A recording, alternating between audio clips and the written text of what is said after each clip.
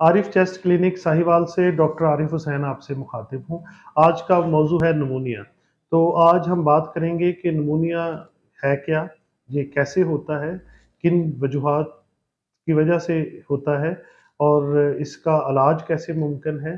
और किन चीज़ों से आप एहतियात करें तो आप निमोनिया से बच जाते हैं। तो सबसे पहले तो निमोनिया जो है ये लंग्स का इन्फेक्शन है। लंग्स जो हैं उनका जो मदाफ़ती निज़ाम है उसमें ये इस चीज़ का बड़ा ख़्याल रखा जाता है कि कोई भी मिक्रोब्स और पोल्यूटेंट्स और एलर्जेंस जो हैं वो साँस के ज़रिए फेफड़ों तक ना पहुँच सके। लेकिन फिर भी दफ़ा ये होता है कि ये माइक्रोब्स, बैक्टीरिया, वायरस आपके फेफड़ों तक पहुँच सकते हैं और जिनकी वजह से आपको इन्फेक्शन का सामना करना पड़ता है।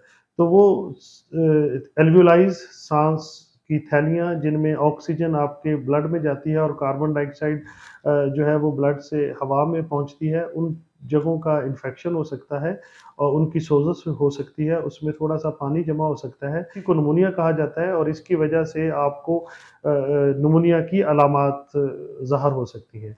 तो ये अलामात क्या हैं? इसमें बुखार है, बुखार कँपकँपी के साथ भी हो सकता है और आम बुखार भी हो सकता है।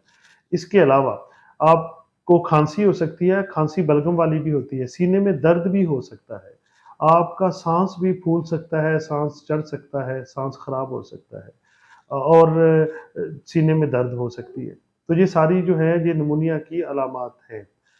तो आप इस जब ऐसी कुछ अलामात हों तो आप फ़ौरन अपने डॉक्टर से रुजू करेंगे, डॉक्टर आपसे हिस्ट्री लेगा, डॉक्टर आपका मुआयना करेगा, उसके बाद आपके कुछ टेस्ट करवाएगा। उन टेस्टों में एक्स-रे चेस्ट शामिल है।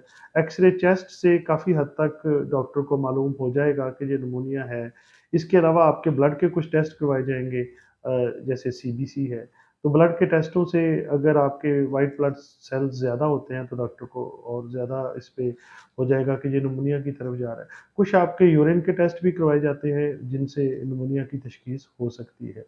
तो ये सारी चीज़ों के बाद फिर आपको निमोनिया की दवाई दी जाएगी, जो कि ज़्यादातर एंटीबायोटिक्स ही होती हैं। तो कौन-सी एंटीबायोटिक्स देनी है, इसका डिसीज़न भी डॉक्टर बड़े गौर के बाद करता है। उसपे हमेशा ये देखना पड़ता है कि इस पेशेंट को निमोनिया हुआ किस वजह से है। तो निमोनिया की कई अक़साम हैं। आज ज़्यादा हमारा फ़ोकस होगा कम्युनिटी एक्वायर्ड निमोनिया जिसको कैप भी कहते हैं। इसके जो कॉज़ेज़ हैं उसमें बैक्टीरिया एक कॉज़ है। तो कौन से बैक्टीरिया निमोनिया कर सकते हैं, उसमें सबसे ज़्यादा जो कॉमन है वो तो स्ट्रेप्टोकोकस निमोनाई है, उसके बाद वो फिलिस इन्फ्लुएंज़ा और मोरक्सिella कैटरालिस है। बाज़ लोगों में क्लेब्सिella निमोनिया भी कर सकता है, स्टेफ़िलोकोकस ऑरियस भी ये इन्फेक्शन कर सकता है, ये तो टिपिकल ऑर्गेनिज़म्स हैं। इसके अलावा चंद एटिपिकल ऑर्गेनिज़म्स जिनको हम कहते हैं वो भी है, उनमें आप जो माइकोप्लाज़्मा निमोनाई है, क्लैमिडिया निमोनाई है और जो लिजिनेला निमोफिला है, वो भी ये निमोनिया कर सकता है। इसके अलावा जो वायरसेज़ हैं, जैसे फ्लू का वायरस, इन्फ्लुएंज़ा, वो निमोनिया कर सकता है और बहुत से वायरसेज़ निमोनिया करते हैं। जो सार्स कोविड-19 वायरस था, जिसे कोरोना कहते हैं, वो भी निमोनिया करता था, कोविड निमोनाइटिस उसकी वजह से होती है।